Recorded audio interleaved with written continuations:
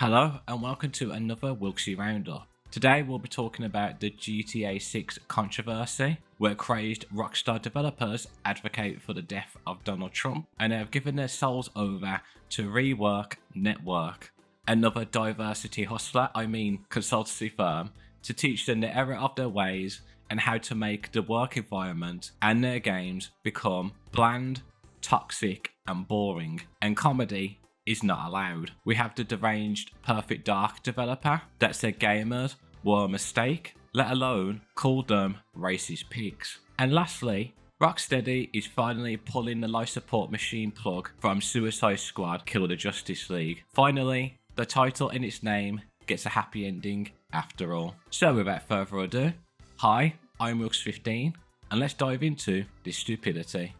And if you want to support me further, subscribe and take a look at my socials in the description below, and let's make a kingdom. Assemble the army.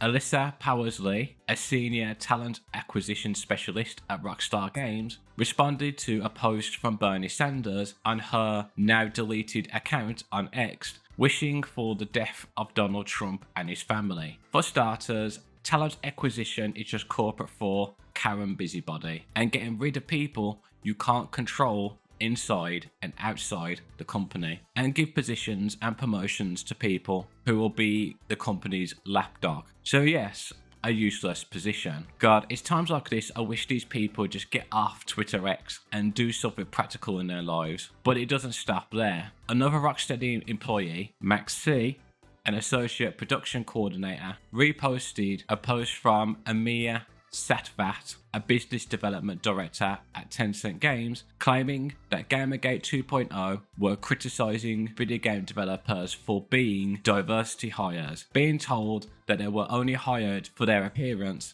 as eye candy. Jesus, Amir, I wonder why.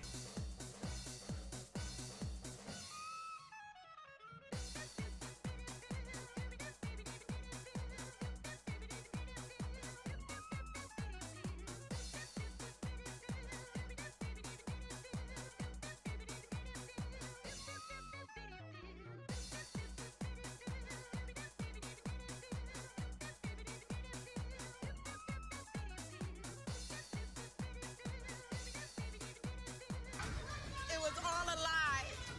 Guys, it was all a lie. She lied. So Amir, looking at the evidence, who's the one that's telling porkies? Oh right, it's those tit box diversity hires because they know they are shit.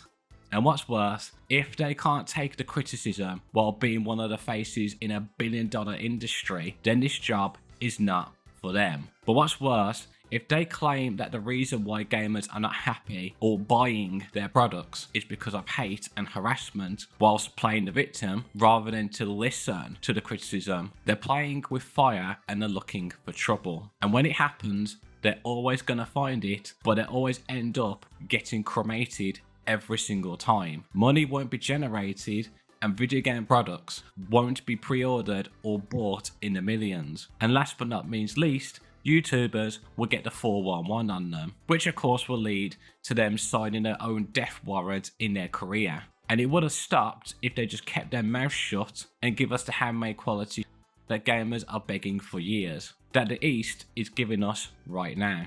Finally, Endymion shared details about Greg Grassi, a talent acquisition specialist at Rockstar Games. I'm not going to say anything, but I allow these deleted tweets to do the talking.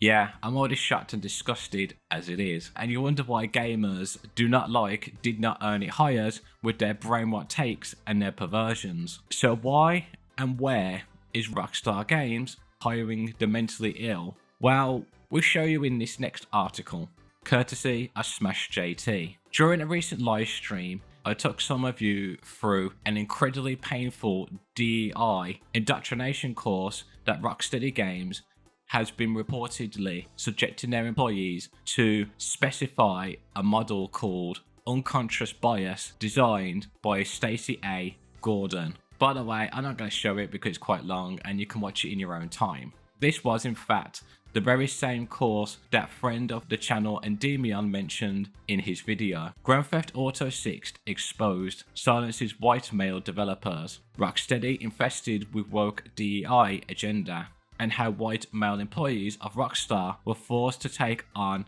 LinkedIn to retain their jobs. Rockstar doing DEI? It can't be. The people who made the well-known GTA series, known for pushing boundaries, taking the mick out of everyone and even the Western culture itself, known for its hot coffee mod, killing a senator and disrespectful to every tradition, race and sexuality. Well, after reading the previous article, the truth unfortunately hurts for us gamers. The courses run what I could only ultimately conclude is an extreme race-baiting grifter named Stacey A.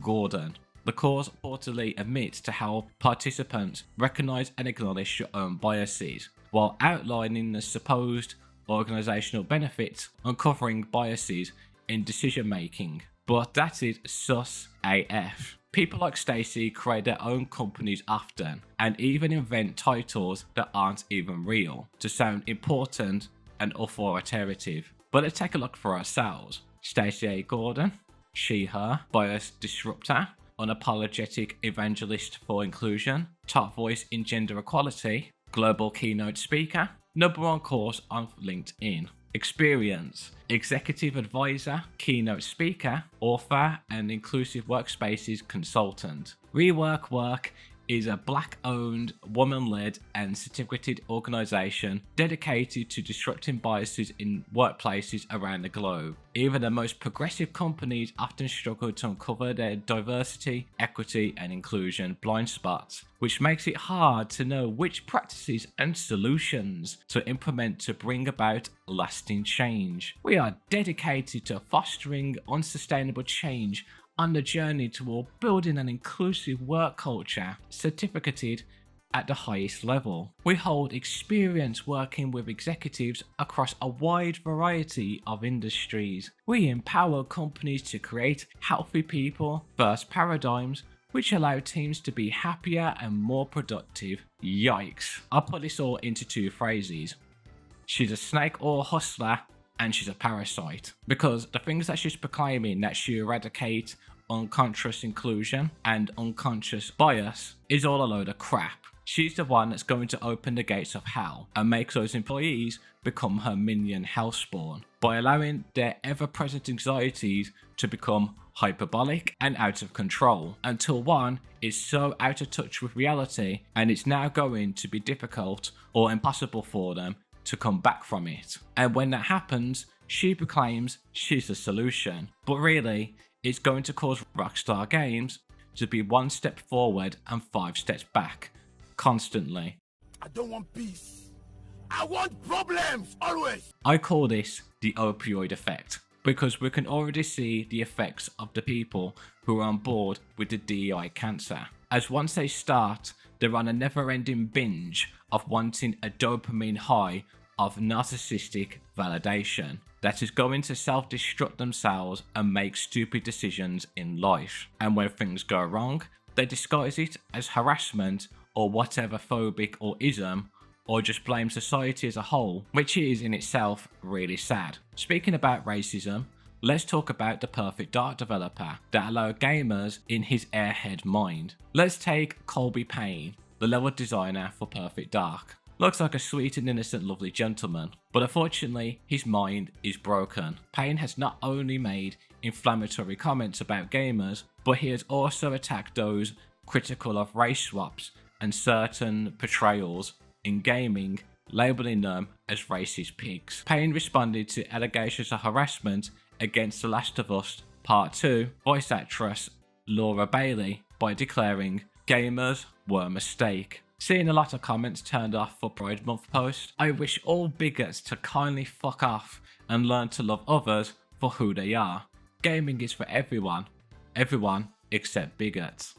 Where do these people come from? Unfortunately, Colby is the perfect example of what Stacey A. Gordon is trying to create and also leech from, who are fully on board with the DEI cancerous message. Colby thinks being with the did not deserve it crowd makes him no better and superior to the ones who are paying to keep the lights on. Well, he'll find out soon enough once the ugly and mundane Perfect Dark is released that no one will buy it. Not because they just turned Joanna into Jonathan, but because of his tweet that will affect the marketing, sales and promotion campaigns. So our last article on the docket is that Rocksteady is now finally pulling the online life support machine from their disastrous game Suicide Squad Kill the Justice League, so it can finally kick the bucket and be at peace. And the newest character, Deathstroke, is not going to save it. With Deathstroke joining the roster, the Suicide Squad's crusade against Brainiac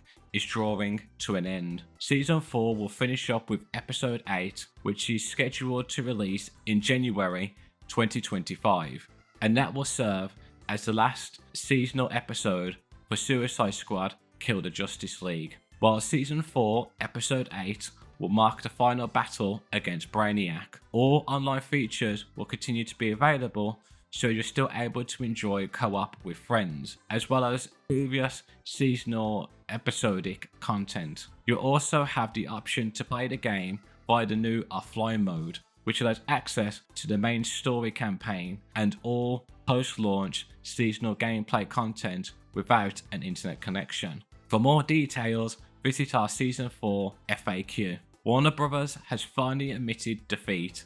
The game bombed. Putting it on life support at a cost of more money being burnt didn't work either. And not even Deathstroke had a prayer to make a miracle happen. I'm still waiting for Rocksteady to apologise to Kevin Conroy of how hard he kills Batman on a park bench, and I don't have to go over the gameplay filled with screen information and animation diarrhea, and how day one launch servers kept dying. Or banging in this game. I like it. And you know what? I probably played about an hour, but this is like a consistent issue now. Just watch. It's gonna happen.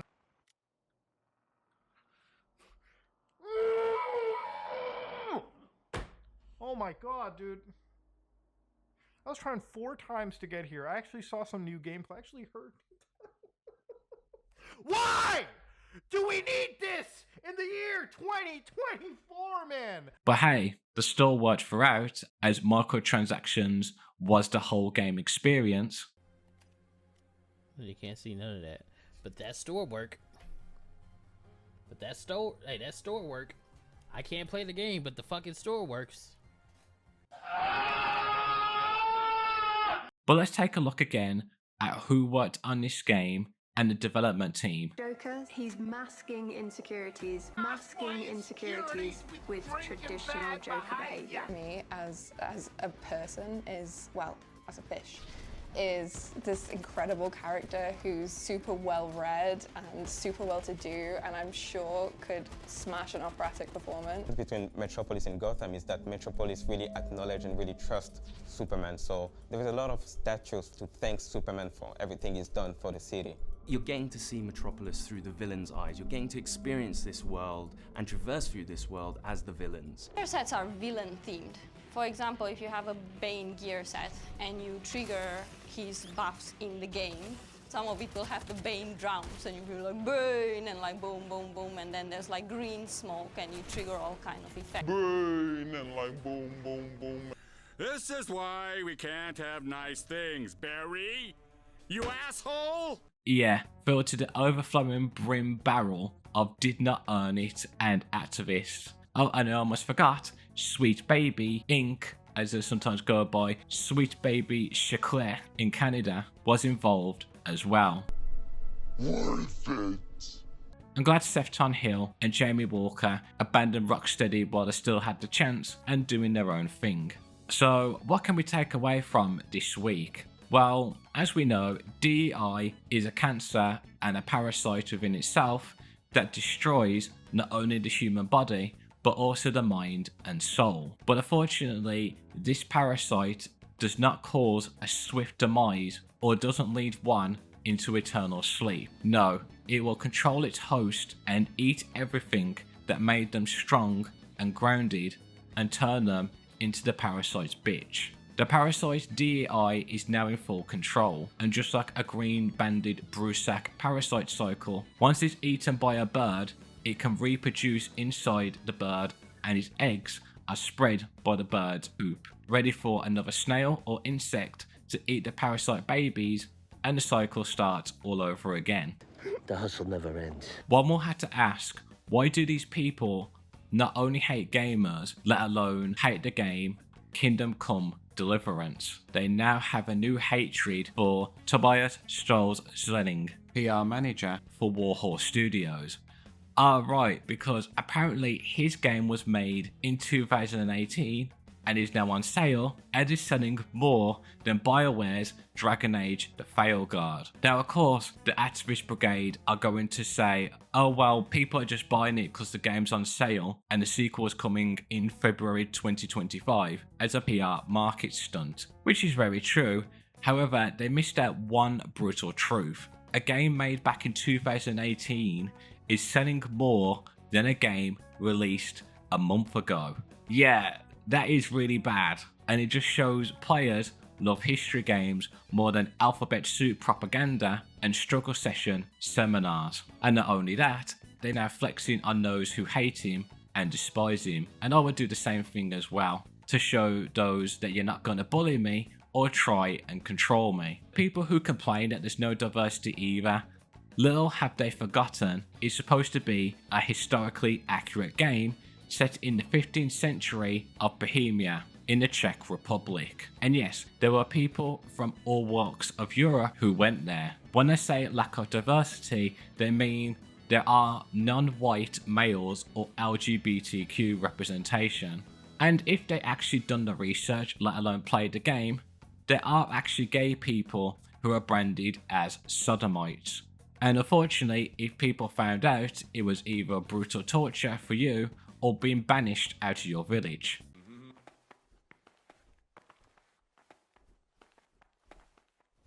I've heard that you, that you enjoy the company of men. Is there any truth to it? What? How do you know that? I read it in the abbot's book. What? The abbot's book is locked up in his chambers, and he'd never allow anyone to read it. Did you break in? But why? Just so you could dig something up on me? I was looking for something else, but I just happened to come across your story. No matter what you were looking for, you crossed a line that shouldn't be crossed. But don't worry, I won't tell on you if you promise me the same. Yes, you can call me a sodomite, a sinner, a monster, the spawn of Satan. But tell me this, Gregor. Can I help the way I am? I tell you, it's a test of my faith. A test so daunting you can't even imagine it.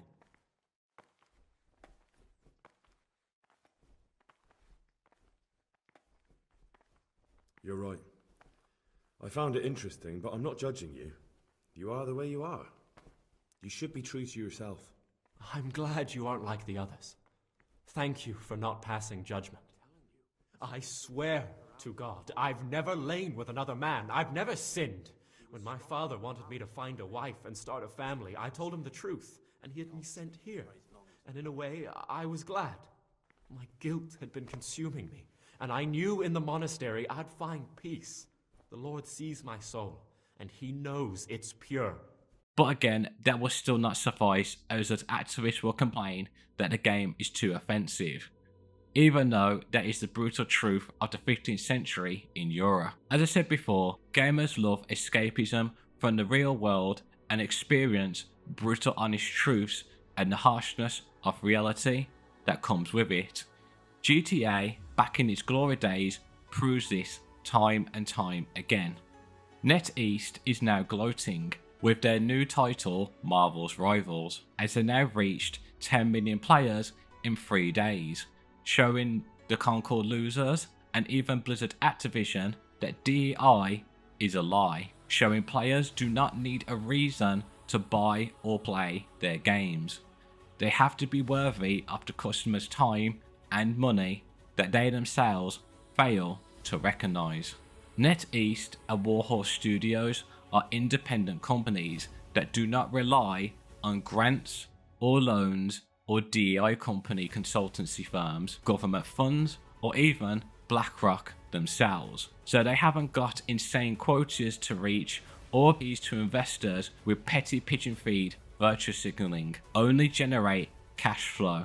They make products that the market wants and for passionate gamers. Which brings me to why activists and video game journalists hate us gamers and independent video game studios. Independent studios are self-sufficient. They can't be controlled by a manipulation of a system that they do not rely. They are too deeply rooted in reality of what gamers, let alone what the market wants, than to be taken in by an absurd fabrications, illusions, lies, or listen to man-children that can't think for themselves or know what they truly want. Above all, activists and progressives fear truth and beauty because it threatens their way of life. The more artificial and abstract a system that a progressive tries to construct to support their lies, the more dangerous truth becomes. So the reason why we get tweets like this from the mental asylum side of Twitter X is because they see this as an assault or being slighted by their small, ugly, fragile, mummy-cuddled world they made for themselves. Here's what I said in a previous video, why they will always fail time and time again. So while the activists and DEI drones try to snuff out any instance of beauty, truth and femininity left in our culture,